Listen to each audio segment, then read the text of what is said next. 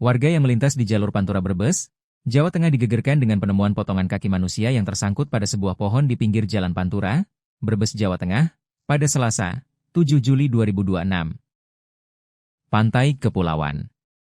Usut punya usut, penemuan kaki tersebut merupakan kaki dari korban tabrak lari yang terjadi pada Selasa dini hari pukul 3 waktu Indonesia Barat.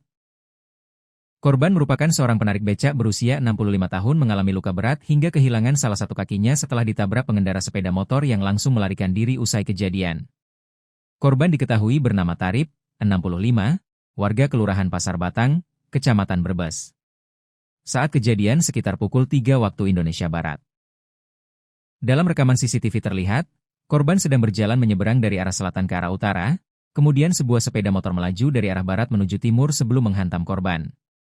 Benturan keras membuat korban terpental dan mengalami luka parah. Salah satu kaki korban pada bagian pergelangan kaki putus pada bagian pergelangan.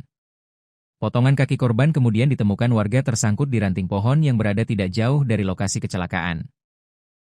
Penemuan potongan kaki tersebut kemudian dievakuasi ke RSD di Jaya Brebes.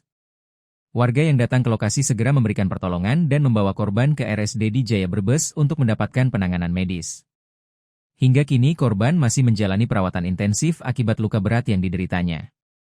Sementara pengendara sepeda motor yang menabrak korban tidak berhenti untuk memberikan pertolongan.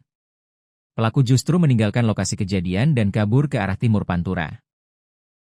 Kanit Gakum Satlantas Polres Brebes, Ibda Syaiful Hidayat, saat dikonfirmasi menyebut, petugas langsung mendatangi tempat kejadian perkara setelah menerima laporan dan melakukan olah TKP serta meminta keterangan sejumlah saksi. Korban mengalami putus kaki akibat benturan keras. Saat ini kasus masih dalam penyelidikan, ujarnya. Polisi kini masih memburu pengendara sepeda motor yang terlibat dalam kecelakaan tersebut.